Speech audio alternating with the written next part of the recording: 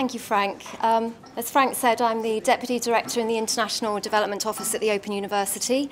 I can safely say I know almost nothing about ELT, so I'm only going to take 5 minutes, really, just to say thank you to a few people and to formally close today's really wonderful conference.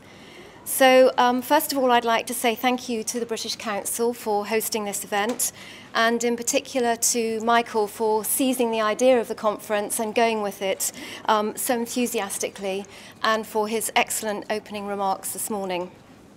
Thank you also to John Nagg, Adrian O'Dell and Emily Ackroyd for all the hard work that they've put into planning this event, and also to my OU colleagues, Beth, whose brainchild this conference was, and Heidi and Jan for all the fantastic work that they did at the OU side. And of course, thank you, because you've worked incredibly hard today, been engaged right from the start, participated very actively, not just in the sessions, but also over lunch and the coffee breaks. So it's really you guys that have made today such a success, and we hope this is the first step of other activities going forwards. So we've listened to a fantastic range of presentations, but what next? We all go to lots of conferences, we meet great people, we come away determined to do something, and we get back to our desk the next morning and the emails are like that, and there's memos and paperwork, and the conference just kind of goes. So I'd like to challenge you. Firstly, I'd like to challenge you to act, to take forward the great conversations that you've had today and the ideas that have started to form, and to act on those with a real sense of purpose.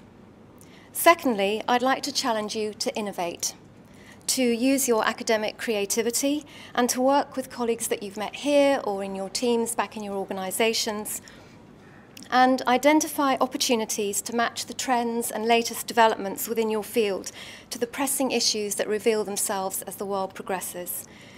To think unconventionally and to be resolutely positive and to lead your field in the application of your expertise.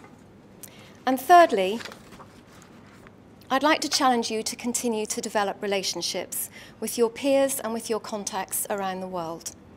Collaboration is and will continue to be absolutely vital in helping to unlock the many development challenges facing the world today.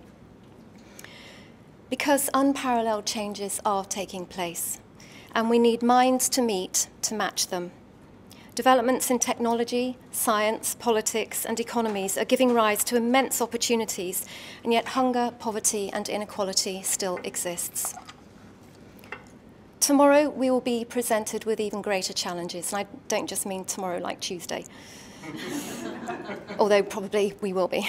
But it's estimated that there'll be another 2 billion people born in the next 40 years. Bold, ambitious thinking is without doubt required on a global scale, and this is something that the Open University has embraced for 45 years. We know how to deliver world-class education. We help deliver training at scale, and we help governments and partners to apply our experience to develop the big solutions that are required to address their problems. But we all need to look into the future and create ambitious, outrageously ambitious, but achievable plans. So how are you going to do that? How are you going to follow up from today? I think really it's about connection. Our aim and hope is that the constructive dialogue that's taken place today will help facilitate specific deliverables and perhaps create new partnerships and initiatives that address the critical questions that you've been talking about today. How you do that? One of the things I always do is whenever I meet people at conferences and I get their cards, I write something down like person with the pink t-shirt, Ali, because then when I look at them about 6 weeks later, I don't think, God, that person looks really interesting. I have no idea who they are. So I make my notes on the back of my card, so then you can remember that great conversation that you had with that really interesting person and follow up with them. And I would say, make a promise to yourself that you will follow up with at least one person that you met today and do something concrete related to the issues that you've talked about today. Talk about your work, do a podcast, put it on your website, put it on our website at the OU. Well, as long as it's not mad, of course. So, send us stuff and we can share the ideas that you have. Think about how you can leverage social media to stimulate debate about the practical issues faced by policymakers, educationalists, and the ELT community in implementing English language education reform successfully. Explore ideas, share thoughts, present on ways in which mobile technology can be used, particularly in resource-limited areas. Present seminars jointly with the British Council and the Open University. Here, sorry, I'm just saying that for the British Council, you haven't mentioned it, but I thought I'd offer it anyway. And also at the Open University. We'd be thrilled to have you come and present a seminar as part of our international development series. And as Howell mentioned this morning, national and international debates are underway to consider the post-2015 agenda. David Cameron and the presidents of Liberia and Indonesia are reviewing the MDGs and engaging with the international community about what should follow them. The UNDP has embarked on a programme of national debate and expert-oriented discussion, and as Howell mentioned, it's launched a website called My World. It's your opportunity to participate. So together, these initiatives at national and regional levels are fostering a strong consultative process for post-2015. It's critical that academics and practitioners in the field of ELT engage in these debates to inspire and generate deep discussion about how positive change can be embedded and strengthened in the majority countries over the next 10 to 20 years. Relevant research can help build bridges between the worlds of academia and public policy. Through networking, you can build new and cement existing partnerships with leading opinion makers.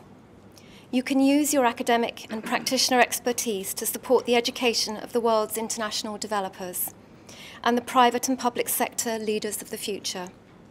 And you can work on pioneering initiatives which can impact on how our fellow humans live and thrive and sustain their economies and growth. Today was about learning, sharing, and talking. The next step begins the moment that you leave this building. We look forward to continuing the dialogue with you. Thank you for listening and happy holidays.